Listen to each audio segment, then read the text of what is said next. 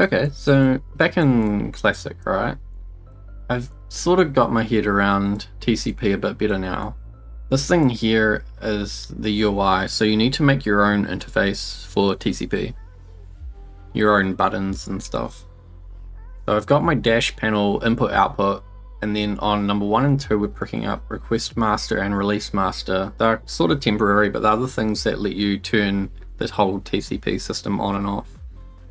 Then number 5 I've just set up so that it will be on a flip switch, and then that will trigger an indicator on 6 for my reverse. And that is going into a switch box. And so I'm taking the throttle input when reverse is off, it's coming in the off input, and then going out to channel 2. I had it backwards, it's channel 1 for brakes and channel 2 for throttle. And then that's going out the UI and into the TCP modules. And then when 5 is on, it'll go through this function with a negative X, which is going to invert the signal and then do the same, send it back out.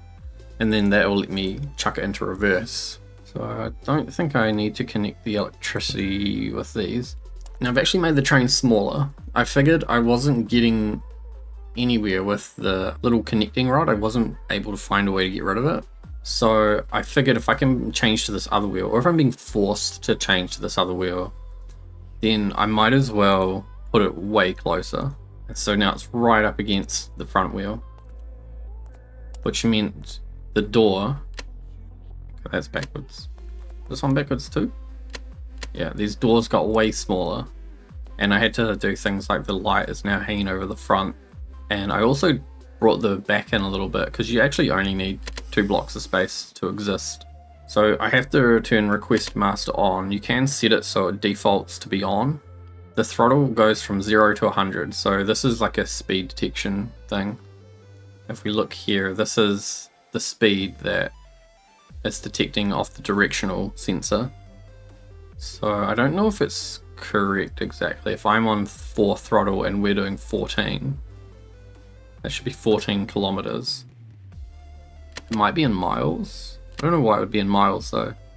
So right now the throttle is directly connected to the motors that are in there basically. The engine, the actual engine that's supposed to be powering the motors, isn't connected. And that's just so I could get TCP working. I still haven't got the display turning on because I don't have a button to turn it on. But you can see we're going pretty quick.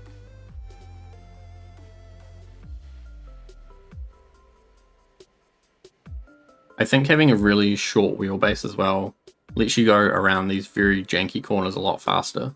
So 100 throttle is apparently 280 kilometers. I don't know if that's correct.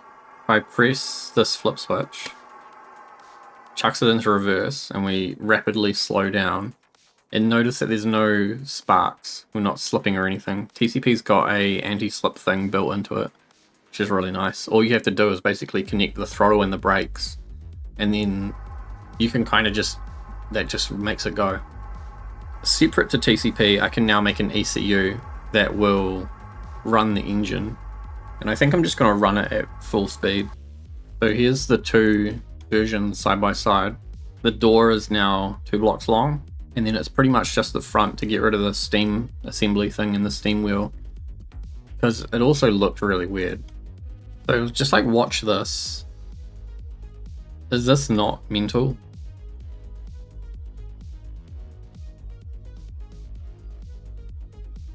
You can't even like see it. It's going so fast. It's just a blur. So I think while it's a cool idea to have a moving thing, it just looks goofy. And especially when I can make the whole thing smaller.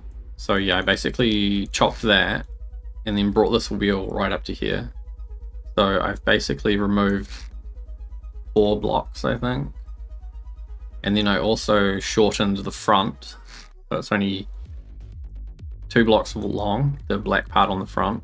So yeah, I think this is the way to go. The problem will be trying to get all the microcontrollers hidden, and I still don't have a fuel tank. But this is what's happened on the inside now. I wonder if I can fill that spot down there actually. So now there's a flywheel connected directly to the back of the engine. And then on the other side, instead of a big motor and a big generator, we've just got heaps of small ones. And yeah, it's pretty crazy in there. So I'm hoping that I can get the engine running real nicely so that it can be powering all those motors or all those generators. It's very strange not being able to press 1 to go in reverse. So I need like a couple of switches. I don't know what I'm going to do about these dials here, because when it's spawned, there's this little triangle gap. So when you're sitting in the seat, you can see over that perfectly fine and it just looks like those dials are there. But it does kind of bug me that there's a little bit of a notch coming down into here. So I was trying to fill it up, but I might have to XML a wedge up into the top of that. It's like half a block though, so yeah, I don't know if I can put anything in there, so I'm not sure if I should keep the display how it is in there. It looks fine when you're sitting here, and then I plan to be able to stand here and use this window as reverse, so I can still access the controls but look backwards to go in reverse. So I think first what I'll do, I'll get a way to turn on TCP and then an engine switch as well. I might want indicators for that. Wonder if I should just connect those. Oh, I can't. I can't because of the seat. I was playing around earlier with putting wedges in here, and that kind of helped. Like if you wanted to just have the flywheel completely hidden, I can run wedges like this, and then I sort of still end up with the little wedge. So I think this space could be better used for something else. I think what I'll do first is have a electronics flip switch, and I'll do everything sort of up the right way this time. Then the next one we'll do engine, and then I want to use the next one as a gauge. No, a 7 segment bar segment going from left to right, so I think right is all you need for that. This will be channel 3 using bits, and then channel 4, maybe I put like the engine RPS on a on a dial, engine temperature on a dial, and then I'll do my fuel gauge. And I can color these. I want to change it so it's like red at the start, then it goes yellow, and then it goes, I want green at the end, or maybe I want blue. Blue looks kind of cool. Blue? I'll do the last one green. If you think I've got like 1, 2, 3, 4, 5, 6, 7, I could do a gradient up to green actually. That's kind of a good gradient, don't you think? Like, this is going to be for like my engine starting. So what I've done is this is 1, 2, 3, 4, 5, 6, 7, 8, and then I think I probably need to come down here and go 9, 10, and then carry on. Yeah, that'll be fine. So let me get rid of these. Into here, across to there, into there, into there. I'm actually going to have a look at the shunter and see how Serp did his controls. Oh my god. So TCP hasn't changed that much. Yeah, so he's not even telling the engine to turn on from this panel. He's got a panel over here.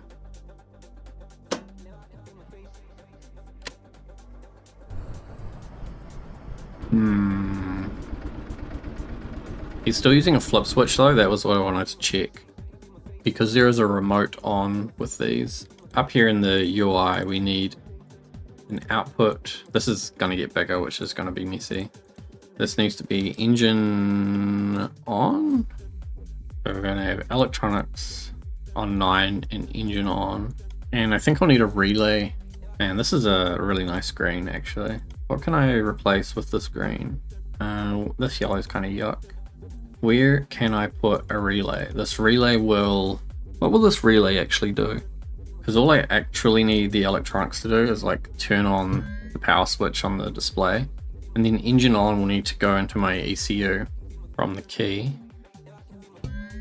Gear manifold. It's very similar, this layout, this engine layout, to the first version. But I had to move things like the fuel manifold is now up the top because it's going to need to go into the roof and then run along and pop out here somewhere for a fuel tank. Or I might have to do some shenanigans with a fuel tank somewhere else. I was talking to some train people yesterday, some Stormworks train people, and they said if I use one of these old clutches, then I can do some clutch slipping stuff to get more power or something. Not really sure. But that's kind of helpful because I can pipe that along, get rid of that. So yeah, the engine should be, I don't know, maybe able to run a bit better. And what I'll do in the modular ECU, clutch engagement, this is the auto clutch, so this should be going to the generators. And that also needs to connect on this one, engine generator, because I don't want these connecting while we're trying to start. So all of this can come down here. And what's going to happen is I don't want this clutch to actually fully engage, which I think is this value here. So there's a clamp to clamp the clutch engagement between 0 and 1. If I change this to 0.8, then that should let that clutch slip. The engagement value for this will depend on how fast I want to run the engine. And then also this engine generator, I think I get rid of it because we're clutching out directly to the generator. And so what I should probably do is take this input and send it into the on and then connect that through the switch box. So now only when the engine is started will I get the automatic clutch engagement. And then I can just do something about this value, which is coming off seat, which is actually going to be from somewhere else in the train. So clutch engagement should be this one here. We'll need to connect some of these things. So there's like 1, 2, 3, 4, 5, 6 small motors, and they're connected to 1, 2, 3, 4, 5 small generators. I can put another generator in here, I think. Chuck a T, slap a generator on top. Might as well fill it up, you know? So they're directly connected, no batteries involved. There is a large or a medium battery in here, but I might be able to replace that with the small one depending on how easy it is to start this engine. And so then I need to be bringing in engine RPS and the engine temperature into this UI controller, which is already too big. RPS is 12, which means temperature will be 13.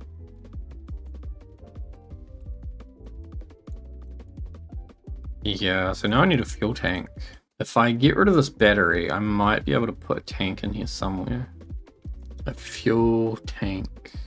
I think I can get rid of this battery and use a small one because the small one can be hidden. Maybe I'll just put 2 small ones.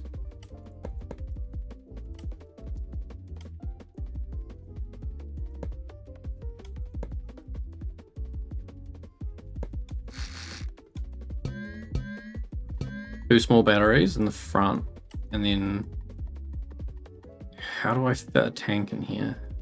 So these small tanks are 31 liters, so that's about 90 liters of diesel. That's not good. I need like 600, you know, like 500 liters of diesel.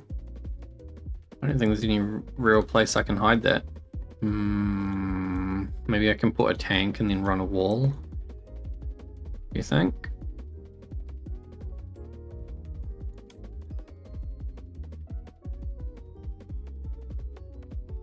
It's still only 187 liters.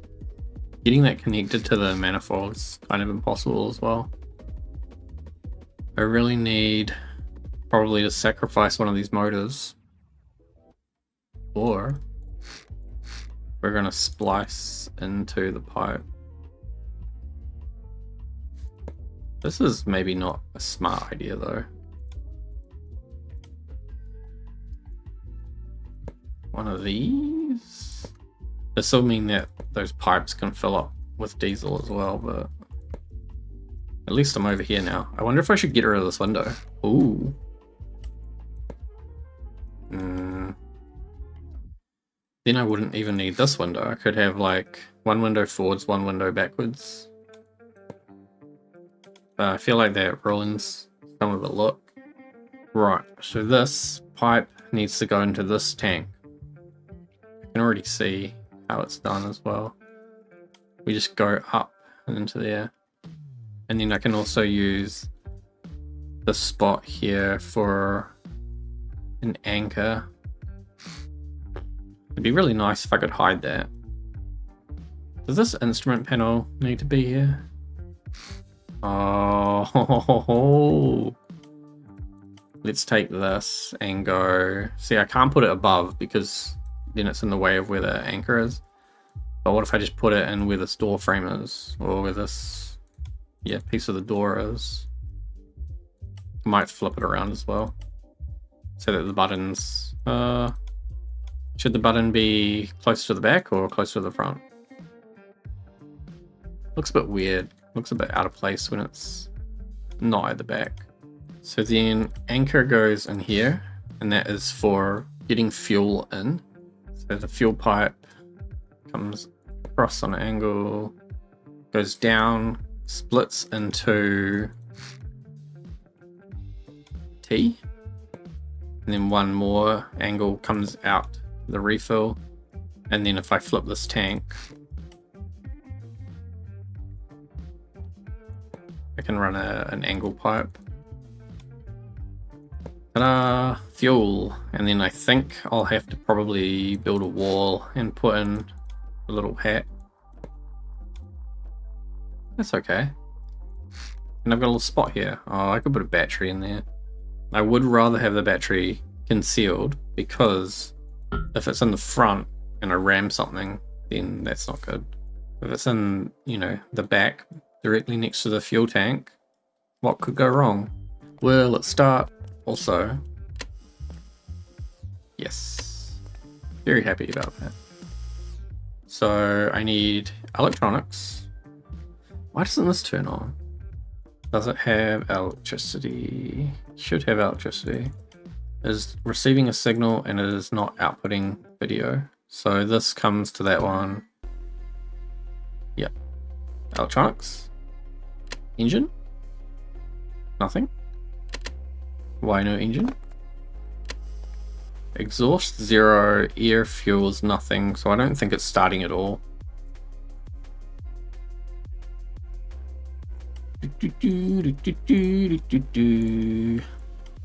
Okay, so I think it was 25 engine RPS as the target. It's probably not going to reach that though.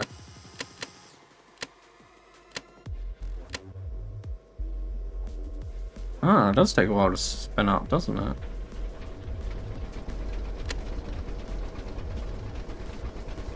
Yeah, it's only getting to 7. Did I push that? Wrong button. So we'll see how fast I can go like this, and then, I mean, that's already, that's kilometers, 100, more than 100 kilometers, which doesn't make sense. Hold on, let me ask. Oh, wait a minute, have I got infinite electricity on? I don't. That's cool, man. I'm going so fast with no infinite anything on. No infinite fuel, no infinite electricity. Vehicle damage is turned on, which is good, because that's how you derail. If you have vehicle damage turned off, you will never derail. This is so funny. This is cool. So if I can hide all these microcontrollers in here somewhere, I'm basically done. Like, I can put lights and stuff in as well. I might extend the speed converter and take this constant one and put it in one of the side doors, because I think there's a free 1x3 controller in there. I'll need lights in here, I'll need the spotlight on the front, and I'll need indicators and markers and stuff as well. This is way too fast. What is going on? 7 RPS. Let's connect the fuel gauge. So fuel is on 14. I'm also going to need to know the battery level. I think I'll put that in this one. So 1, 2, 3, 4, 5, 6, 7 maybe. 2, 3, 4, 5, 6, 7. Oh, I don't have a generator connect to the battery, so I'll never be able to recharge. That's not good. So I could use the generators that I'm already spinning up, but then I'd be connecting the electrical system for the propulsion into the main grid, which I don't want to do. So what I'm looking for is a way to splice a generator into somewhere. What I should just do is this might reduce my speed, but if I just disconnect one generator and then connect that one generator back into the main grid, then it's like parasitic from the RPS, but it's not part of the same electrical grid. So we should see this battery start going back up. It's a bit slow, but it does go up. This thing doesn't need to go so fast. I don't know why it's so fast. And then with TCP, decouples not connected. Interior lights, nothing. Exterior light, nothing. Door, I don't think I need door because that's for like passengers. That's the kind of thing like you could be able to open all the passenger doors from here, I think. So let's have a look for this light box extender, but I want to find the exterior lighting and the interior lighting. So that's exterior lighting interface. Yeah, passenger doors, passenger lighting, decouple, drivetrain. Exterior lighting module. Wait, where's interior lights? Is interior lights passenger lights? That might show me, yeah, something in here. So now I have all these options to connect lights, but I think I also need a light box, which is kind of annoying. So now I have all these lights that I can set up. Work lights, front headlights, rear headlights, tail lights, hazard lights, decorative, front high beams, rear high beams, and reversing light. All of these controllers have to fit in here somehow. Right, so let's do lights then. We have a reversing light. Lights that are required. And run over train. Any end of it over the front of the both light and the cab control. Okay, so I think the spotlight is the headlight. Headlight, front headlights. Rear lights must be read. One light must be fitted on each of that. Lights can use the indicator light panel. I'm pretty sure that light will be grey, but I kind of want it to be a bit yellow. Bit of a yellow light. It's like orange in here, but I'm sure it'll look yellow. Yeah, yellow light. That's my headlight. And then I think I need a light up high for the rear light. Maybe it goes down the bottom. I don't know.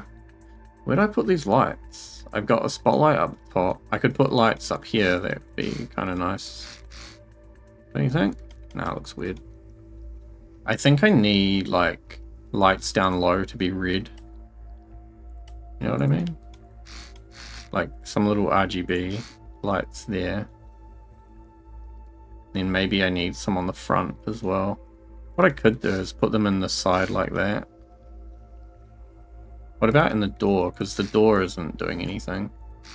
It's really tricky to figure out where I want to put lights on such a small vehicle. Oh yeah, that's kind of cool.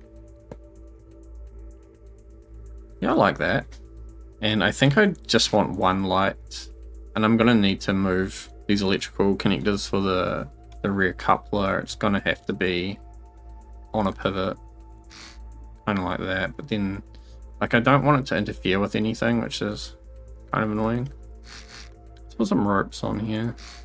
That way I can tow it if it gets stuck.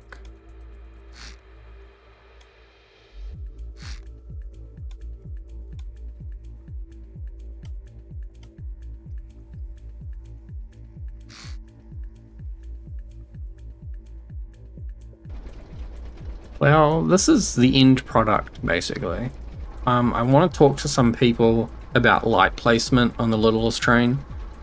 What lights I have up high, down low, and what can be paintable indicators.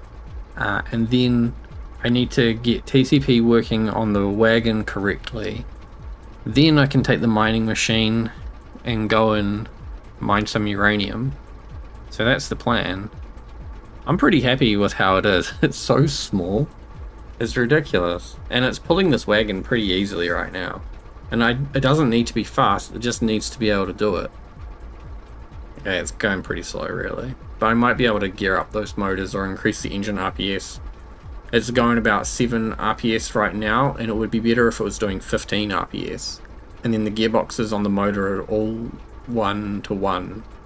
So they could definitely be increased to 3-to-1 if the engine RPS was high enough. So thanks for watching. I'll see you next time.